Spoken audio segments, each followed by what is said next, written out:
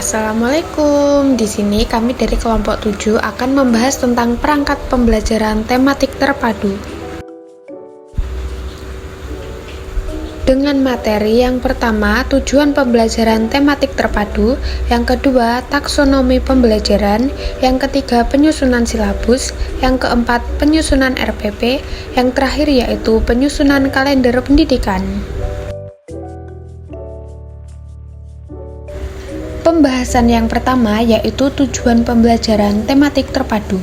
Tujuan pembelajaran tematik terpadu adalah mengintegrasikan beberapa mata pelajaran ke dalam satu tema atau topik pembelajaran yang holistik dengan tujuan untuk yang pertama, meningkatkan relevansi pembelajaran. Yang dimaksudkan adalah menghubungkan pembelajaran dengan kehidupan sehari-hari siswa, sehingga siswa dapat melihat nilai dan relevansi dari apa yang mereka pelajari. Yang kedua yaitu memperluas pemahaman, mengajarkan siswa untuk memahami suatu konsep dari berbagai perspektif dengan mengintegrasikan pengetahuan dari berbagai mata pelajaran yang terkait. Yang ketiga yaitu mendorong kemampuan berpikir kritis, memperkuat kemampuan siswa untuk berpikir kritis dan analitis dengan menganalisis hubungan antara berbagai konsep dan informasi dari berbagai bidang. Yang keempat yaitu mengembangkan keterampilan kolaboratif, mengajarkan siswa untuk bekerja sama dalam tim, karena pembelajaran tematik terpadu sering melibatkan proyek kolaboratif yang melibatkan berbagai aspek pengetahuan. Yang kelima yaitu meningkatkan motivasi belajar, memastikan bahwa siswa tetap termotivasi untuk belajar dengan menghubungkan pembelajaran dengan minat dan kebutuhan mereka, serta memperlihatkan keterkaitan antara pembelajaran dengan tujuan masa depan mereka.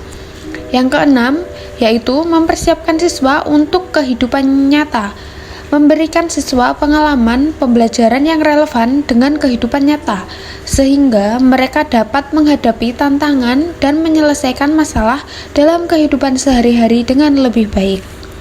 Terpadu adalah tidak hanya untuk mengajarkan siswa konsep-konsep akademik, tetapi juga untuk mengembangkan pemikiran yang kreatif, kritis, dan kolaboratif, serta mempersiapkan mereka untuk menjadi anggota masyarakat yang aktif dan kontribusi.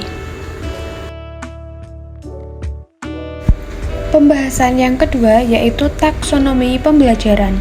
Taksonomi pembelajaran adalah sistem klasifikasi yang digunakan untuk mengkategorikan tujuan pembelajaran berdasarkan tingkat kognitifnya.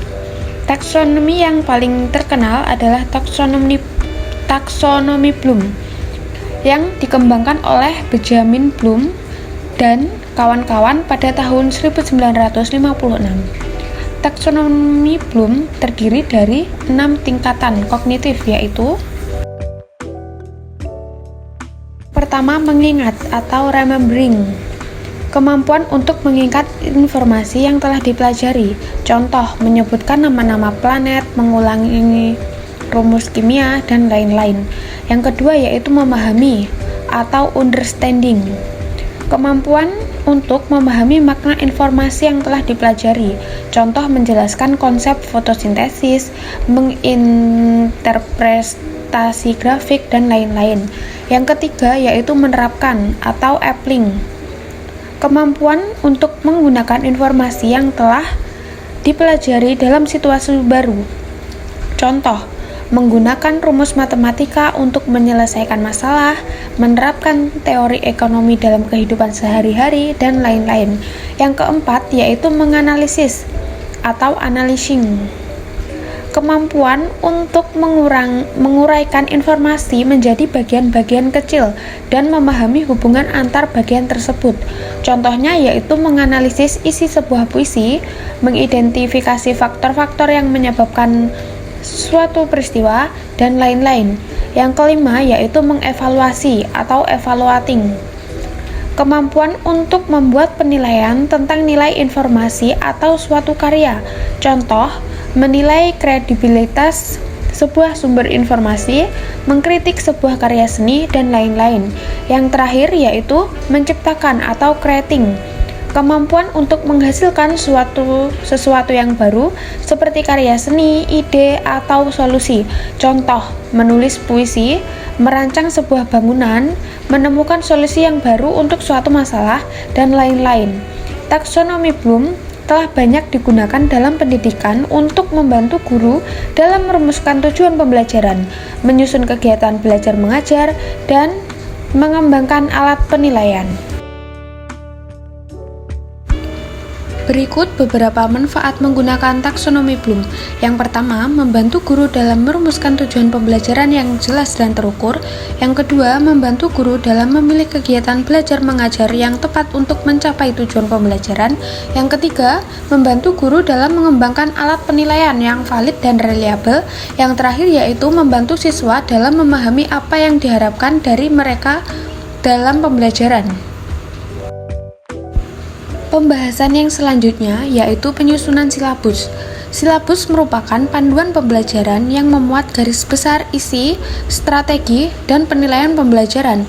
Berikut adalah langkah-langkah dalam penyusunan silabus. Yang pertama, menentukan identitas mata pelajaran. Nama mata pelajaran, kelas atau semester, alokasi waktu.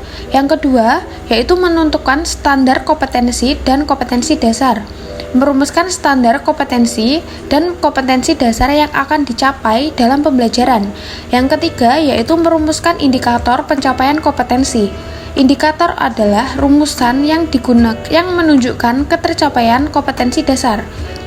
Yang keempat yaitu menentukan materi pokok. Materi pokok adalah isi pembelajaran yang akan disampaikan. Yang kelima yaitu menentukan kegiatan pembelajaran. Merumuskan kegiatan belajar mengajar yang akan dilakukan untuk mencapai kompetensi dasar.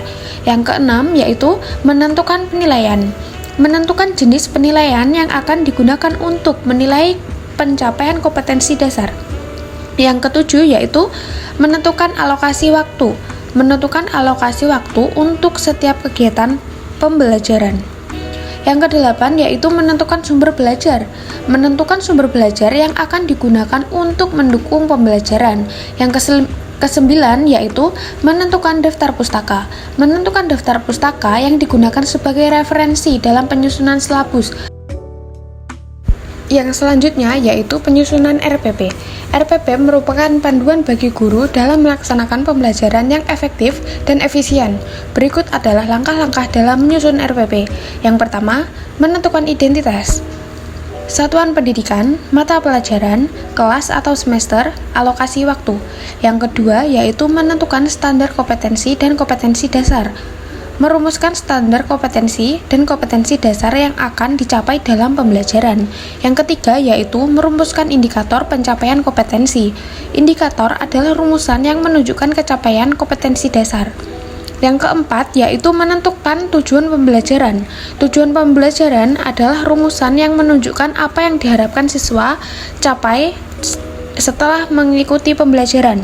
Yang kelima yaitu menentukan materi pembelajaran.